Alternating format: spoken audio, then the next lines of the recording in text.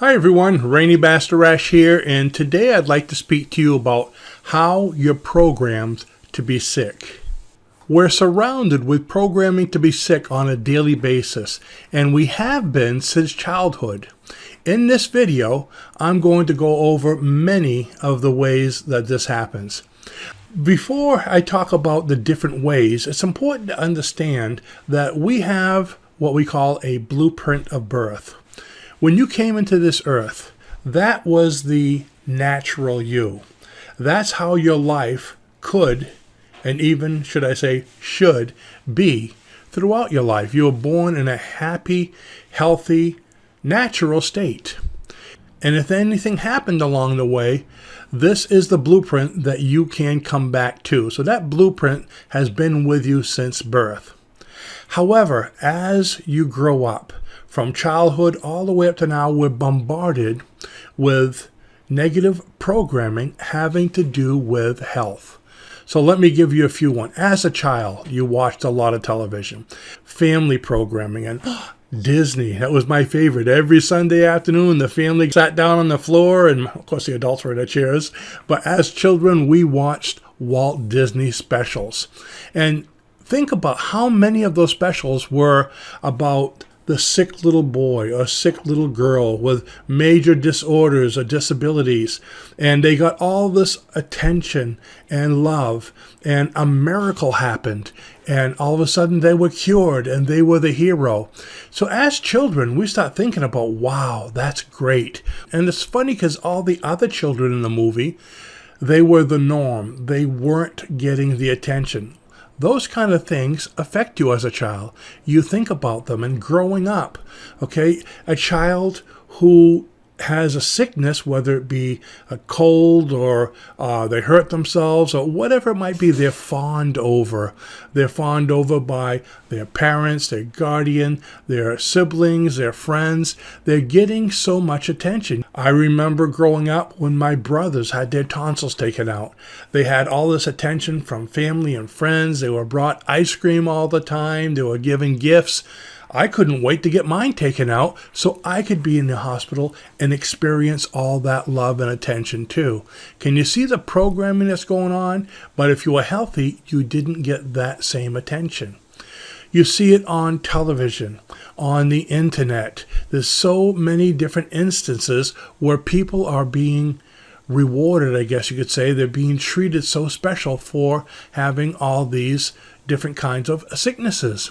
Now, think about this. You've probably seen this. I see it all the time. Somebody gets sick and they get online and talk about it on Facebook, and people come out of the woodwork with an outpouring of well wishes, prayers, and attention. And it goes on and on and on. People you probably never even met or even heard about. So you're getting all that attention. In the medical field, here's another thing. The medical field is really big at this when they talk about how you're sick because it's in your genes. Now, yes, I believe genes do have something to do with it, and sometimes things are carried on in genes, but in most cases, it's not genes. It's your focus. Keep in mind the way the subconscious mind is, whatever you focus on, most of the time you attract to you. So if everyone in your family has heart trouble, there's a good chance that you may too if you keep on focusing on it. I remember as a child, I always heard the men in the family all have heart trouble and die by the time they're 40. I don't know where that came from, but I used to hear that all the time. Now, I'm a lot older than 40. But you know, when I was 40 years old, I didn't realize it then. It took a while for me to realize it. I actually had heart trouble. I went to the hospital, and you know something? I actually died on the operating table. Just for a few minutes, they brought me back. But it was a self-fulfilling prophecy.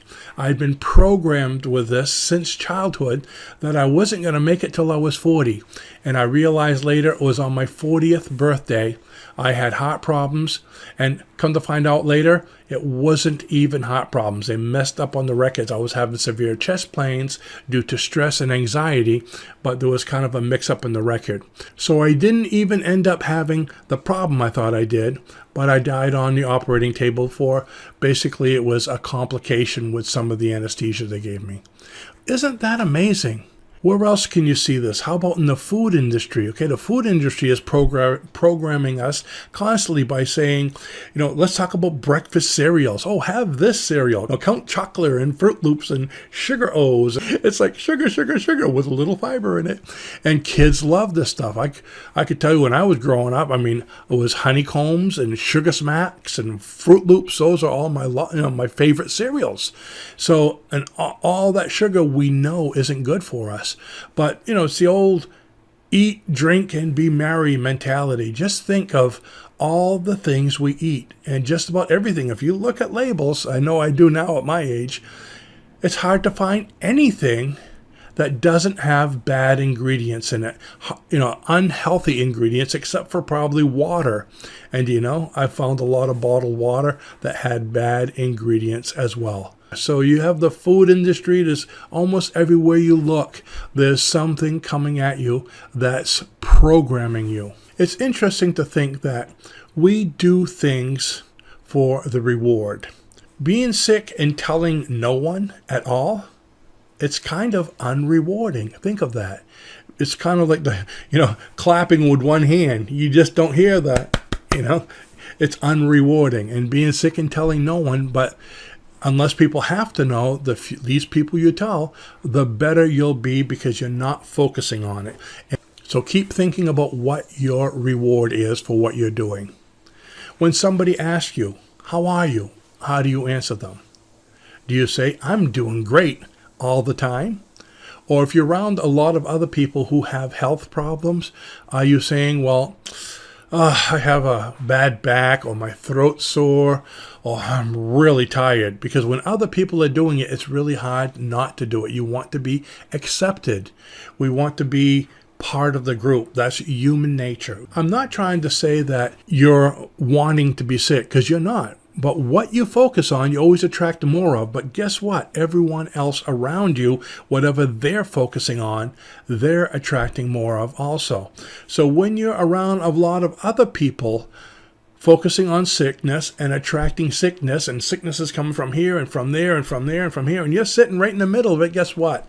All those attracting waves of sickness are going right through you as well. So the group can have a lot to do with why you're sick. If you're working in a hospital and you're around sick people all the day, and eventually you can become very sick too if you give in and start thinking, oh, I'm not feeling great. And I don't know how doctors do it, but a lot of doctors can be in that sickness all the time and never get sick because they're looking at it as a job. I'm healthy. So they're focusing on their own health. But that takes a strong regimen to do. So keep in mind that whatever you focus on, you attract. And the subconscious mind doesn't understand negative. So when you say, I don't want to be sick, you're also focusing on being sick.